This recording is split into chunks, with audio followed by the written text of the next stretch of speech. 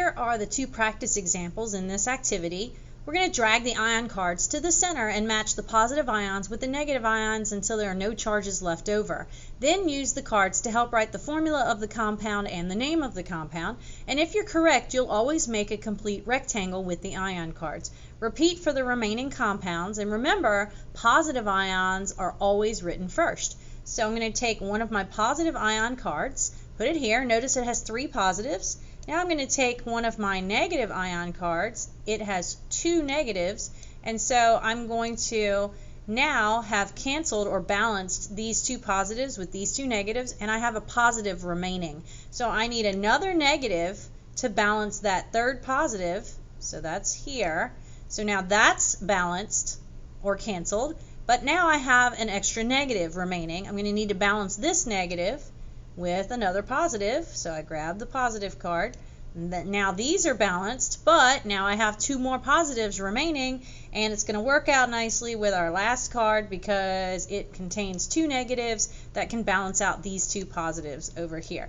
So notice we have a total of 6 positives and 6 negatives, and so this overall has a 0 charge, neutral, and now I can write the formula.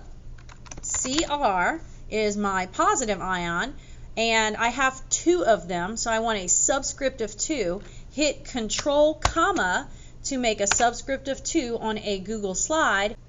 Control comma goes back to normal. Now I want to put my negative ion. I have CO3, and that's a polyatomic ion, and I have more than one polyatomic ion, so it's going to have to go in parentheses. So open parentheses, CO, Control comma 3, Control comma, close parenthesis. I have 3 sets of CO3s, so it's going to be Control comma, 3 of them, Control comma to go back to normal. CR, subscript of 2 because there's 2 of them, parentheses, CO3 because it's a polyatomic ion, and I have more than one of them. And so we have a little 3 on the outside of that parentheses.